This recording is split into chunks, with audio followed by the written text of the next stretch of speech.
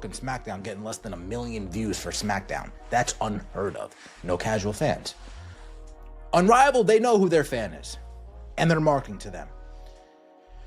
The problem is, they're marketing to the TikTok fan.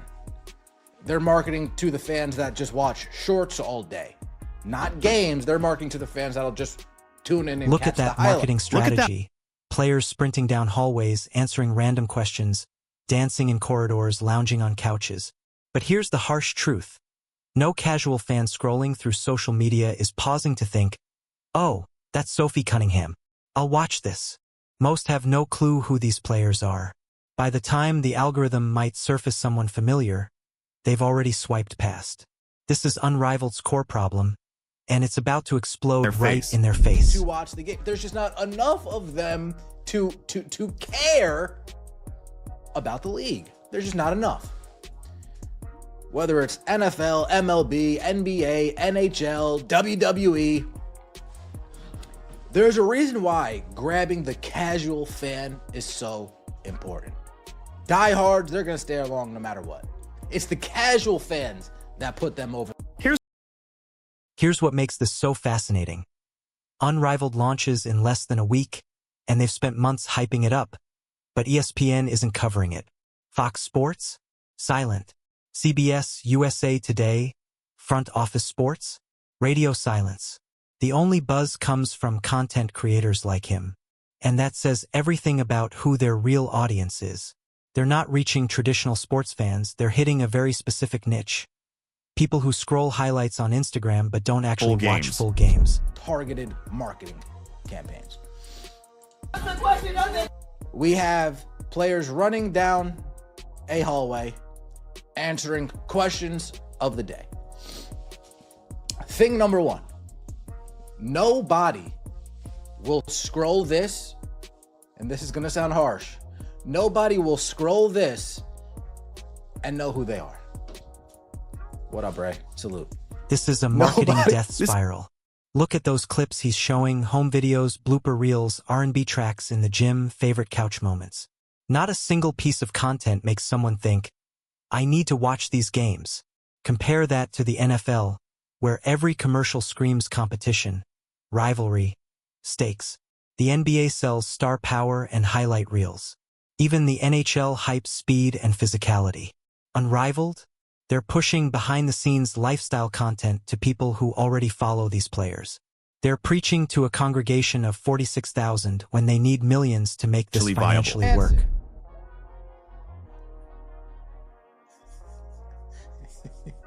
I mean, what up, Ray? Salute.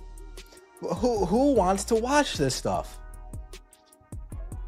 Oh, dude. We got Natasha Cloud. Folks, this clip right here is like the only basketball clip that we're seeing here. There's one more else in there. A little home video for the cousins.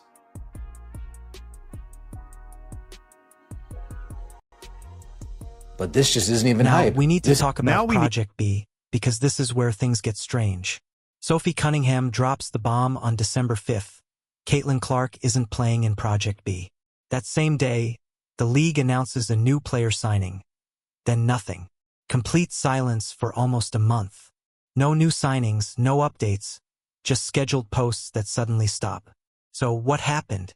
Did the money dry up once investors realized Clark wasn't coming? Were there financial commitments tied to landing her? Here's the truth about startup sports leagues. They live and die on star power and the ability to deliver on promises to investors. A little bit fast with it, right? They're releasing players, right? Aneka, Alyssa, Jonquil Jones, Sophie Cunningham, Just Josiate, Leonie Phoebish. And then since December 5th, Project B has been absolutely quiet.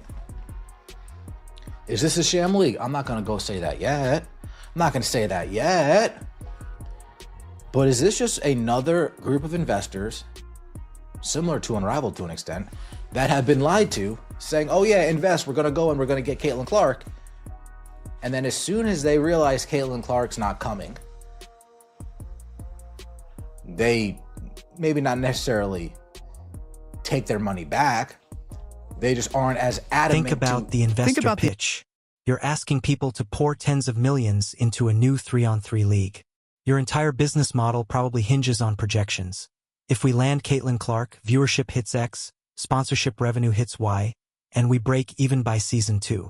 Then she doesn't sign. Suddenly, those numbers are meaningless. Investors who pledged $50 million contingent on her arrival? That money vanishes. Sponsors who wanted the biggest name in women's basketball attached to their brand? They're renegotiating or walking away entirely. This isn't speculation. This is exactly how sports business works. Some of the stipulations that, yeah, we'll give you X amount if you get this player. We'll give you an additional X amount if you get this player. If this player doesn't come, then you don't get this amount, right? Well, Caitlyn Clark didn't show up. So the projected, let's just say the projected $50 million that would have come in if Caitlyn Clark did agree, well, that's not coming in now. Let's circle back to Unrivaled, because there's a clear pattern. Last season, he was glued to Rose Games, Lunar Owls, Vinyl BC, the Laces, genuinely invested. This year, he's only tuning in for one team, the Mist, because that's where the Fever players are, the ones people actually care about. That's not a coincidence. It's the core problem with women's basketball leagues trying to exist outside the WNBA structure. Without star power like Clark, Reese, Boston, and maybe a few others, casual fans have no entry point. Diehards will watch no matter what, but diehards alone don't generate the revenue needed to sustain a professional league. That's going on within the league. That's the facts. The highlight crew is who they market to as well. Adam Silver admits it. The NBA, it's not even, don't even watch full games anymore. It's a highlight-driven league now. It's a highlight-driven league now. People don't even got to watch full games. They got to watch highlights. Yeah, that's why people say Adam Silver has kind of suffered within the NBA. But let's look at That's what's happening inside the league. That's the reality. And the highlight culture is exactly who they're marketing to. Adam Silver and the NBA know it. It's no longer about watching full games. It's a highlight-driven world now. People scroll through clips instead of committing to 48 minutes. That's why some say even the NBA has its struggles. But look at Unrivaled, that's the real comparison. Less than 1 million viewers for SmackDown despite massive TV deals? That's what happens when casual fans vanish. You survive on contracts signed in better times, but the audience erodes. The WNBA is living this now. Regular season games outside Fever matchups pull 200,000 to 400,000 viewers. Not enough to sustain a pro league. And Unrivaled? They're diving straight into this environment with zero institutional backing, no TV contracts, and a marketing strategy aimed at people scrolling 15-second TikToks, not full basketball games. When it comes with a business, right, you kind of want to know who you're marketing to. You want to know who your audience is. And the problem that Unrivaled has actually is that they know who they want their audience to be. They are marketing to them. There's just not enough of them to keep this league afloat. There's just not enough of them. When it comes to business, you need to know your audience, and that's where Unrivaled stumbles. They know exactly who they want to reach, and they're marketing to them. But there just aren't enough of them to keep the league alive. The casual fan problem is everything. Every major sports league gets this. The NFL doesn't rely on fans who watch every snap. They sell to people who tune in for the Super Bowl and a few primetime matchups. The NBA doesn't depend on advanced stats nerds. They rely on casual viewers who watch Lakers versus Warriors because they know LeBron and Steph. Diehards set the baseline, but casual fans drive growth and revenue. Unrivaled has it backward. They're creating content for the 46,000 WNBA fans already glued to every Instagram story, instead of something that would make a random sports fan in Cleveland think, that looks interesting. Maybe I'll check it out. Dancing in a hallway isn't enough. The real question, which of these clips will make a casual fan actually sit down and watch the games? Dancing in a hallway. The question that I have is, what of these clips is going to get a casual fan to want to wait for it, watch the games? Of all of these clips that we've seen so far, what of these make you want to actually spend your time Of and all the watch clips we've seen so far, which actually makes you want to sit down and watch the games? Here's why that question matters. We're about to get a real-world test of whether women's basketball can support a second professional league in the U.S. Unrivaled has serious financial backing. Real investors putting real money on the line. They've built a roster stacked with legitimate WNBA talent, lined up production capabilities, and have a streaming platform ready to roll. On paper, it looks perfect. But if their marketing is aimed at the wrong audience, none of it matters. You can have the best product in the world, but if you're pitching it to people who don't buy products, you're doomed. And here's where it gets uncomfortable. If Unrivaled struggles with viewership, it will fuel every negative narrative about women's sports. Critics will say, "See, there's no audience." Sponsors will hesitate to invest in women's basketball ventures. Future leagues will fight for funding. But the real problem isn't whether there's an audience. It's whether you know how to reach them. The WNBA proved there is an audience when Caitlyn Clark drove ratings to historic heights. The real question is whether women's basketball can attract viewers without the stars casual fans actually recognize. Project B going silent tells us a lot about the business reality here. These aren't passion projects run by people who just love basketball. They're businesses that must deliver returns to investors. When the math doesn't work, the money stops flowing. If Project B was built on projections that required Caitlyn Clark, and she's not coming, those numbers instantly become fiction. Investors don't keep funding businesses based on fiction. They renegotiate, reduce commitments, or walk away entirely. The scheduled post strategy shows how this was supposed to work. Announce players regularly, build momentum, create buzz leading up to the launch. Then, on December 5th, Sophie Cunningham drops the Clark news, and the posts stop. Not a coincidence. That's a business plan unraveling in real time. Someone behind the scenes realized the foundation of the league just crumbled, and now they had to figure out what comes next. Meanwhile, what Unrivaled is really selling isn't basketball. It's acts, personality, the illusion of connection through behind-the-scenes content. There's a market for that, but it's small. The people already following these players on Instagram, watching their TikToks, consuming the content for free. Why pay for a streaming service or sit through a full game when you can get it in 30-second clips on your phone? Compare that to how the WNBA marketed Caitlyn Clark. They led with her game. The logo threes, no-look passes, competitiveness, record-breaking moments. Basketball first, personality second. That's how you convert casual fans into viewers. Show them something they can't get anywhere else.